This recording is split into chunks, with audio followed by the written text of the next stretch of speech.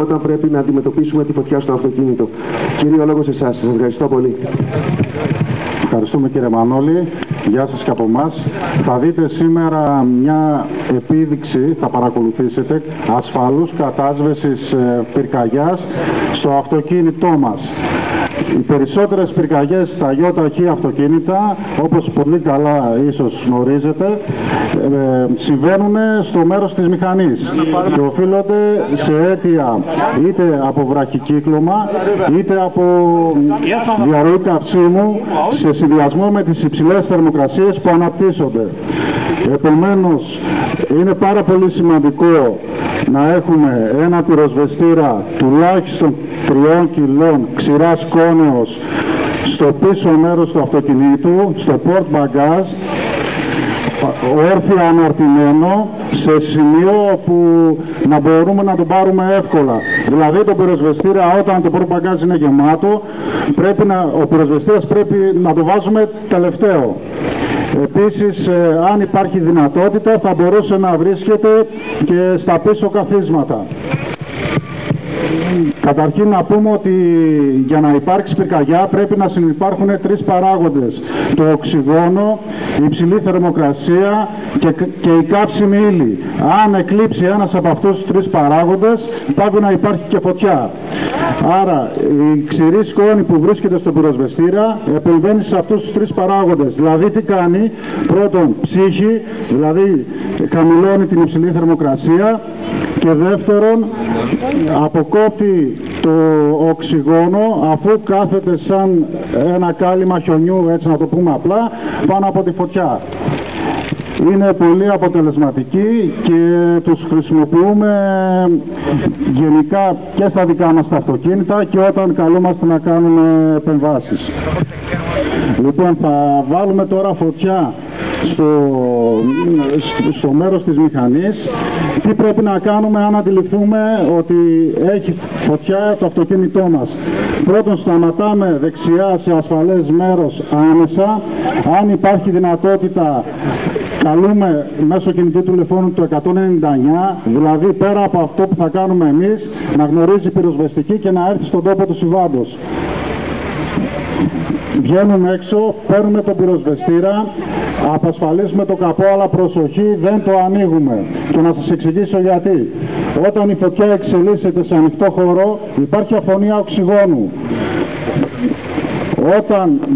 Όταν η φωτιά εξελίσσεται σε κλειστό χώρο, δεν υπάρχει πολύ οξυγόνο. Οπότε αυτό που υπάρχει δεσμεύεται και πλέον αντί να βγαίνει διοξείδιο του άνθρακου σαν παράγωγο καύσης, βγαίνει μόνο οξύδιο. Τώρα, όταν μπει απότομα οξυγόνο στο κλειστό χώρο, υπάρχει ο κίνδυνος να γίνει ανάφλεξη, ακαριά ανάφλεξη, με αποτέλεσμα να έχουμε ενδεχομένως κάποιο τραυματισμό. Επομένως, δεν ανοίγουμε το καπό για να μην εισέλθει οξυγόνο στη φωτιά, το οποίο οξυγόνο, όπως σας είπα και στην αρχή, θα συντηρήσει τη φωτιά. Αλλά τι κάνουμε? Με προσοχή ανοίγουμε το καπό, όπως τώρα θα δείτε, μέχρι ένα συγκεκριμένο ύψος και βάζουμε τον πυροσβεστήρα για να σβήσει φωτιά. Λοιπόν, ας ξεκινήσουμε.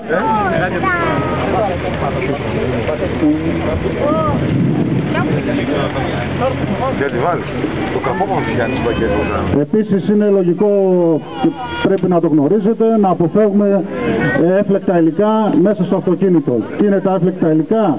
Ινόπνευμα, γκαζάκια υγραερίου κτλ. Βλέπετε ότι έχει ανάψει η φωτιά, εξελίσσεται.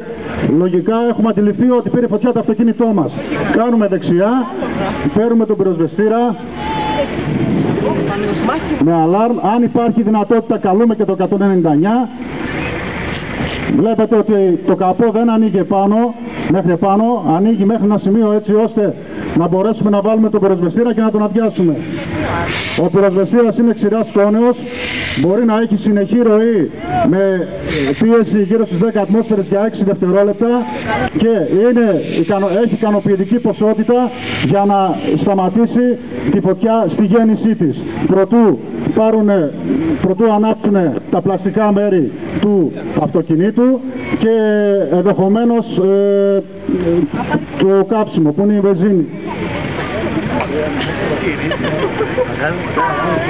Εφόσον έχουμε πάρει την πυροσβεστική και έχουμε σβήσει τη φωτιά, η πυροσβεστική θα έρθει στον τόπο του συμβάντος και θα κάνει ό,τι προβλέπετε, θα κάνει έναν έλεγχο.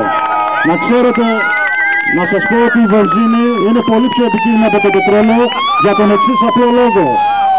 Εξατμίζεται σε συνθήκες περιβάλλοντος. Βλέπετε ότι οι πυροσβέστες κατεβαίνουν.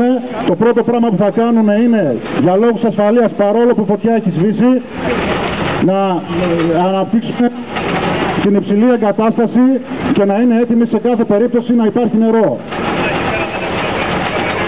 Θα κάνουν έναν έλεγχο στο μηχανικό μέρος και από κάτω για να κοιτάξουν αν υπάρχει διαρροή καυσίμου για λόγους ασφαλείας. Και επίσης ένα άλλο πολύ σημαντικό είναι ότι μετά τη φωτιά πρέπει να απελευθερώσουμε το θετικό πόλ του συσσωρευτή της μπαταρίας. Και αυτό, όπως όλοι καταλαβαίνετε, γίνεται για να μην υπάρχει ηλεκτρισμός στο αυτοκίνητο. Ο ηλεκτρισμός του αυτοκινήτου είναι 12 ή 24 βολτ, είναι χαμηλά τα βολτ. Εξάλλου, το κατασβεστικό υλικό που χρησιμοποιήσαμε, οι περισσότεροι πυροσβεστήρες είναι κατάλληλοι για πυρκαγιές μέχρι 1000 βολτ. Και εφόσον βλέπουμε ότι η φωτιά έχει σβήσει, για λόγους ασφαλείας βγάζουμε το θετικό πόλο της μπαταρίας και επιλαμβάνεται το ανακριτικό της υπηρεσίας μας για τα αίτια της φωτιάς. Άλλα τα αίτια της φωτιάς, σε τέτοιες περιπτώσεις, καταλαβαίνετε ότι είναι συγκεκριμένα, έτσι, δεν μπορεί να είναι κάτι τρελό. Ή βραχικύκλωμα είναι από ηλεκτρικά κύκλια ή από διαρροή καυσίμου σε συνάρτηση με τις υψηλές θερμοκρασίες που αναπτύσσονται.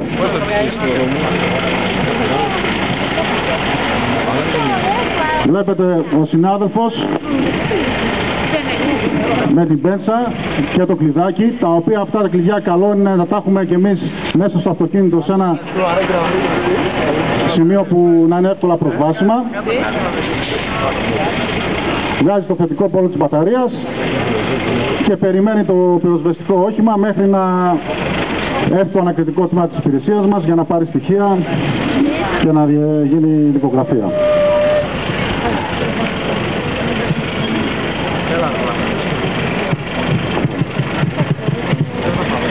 Καλό είναι όταν αντιληφθούμε ένα γιοταχή να έχει πάρει φωτιά και διερχόμαστε από εκείνο το σημείο, πρέπει να βοηθήσουμε.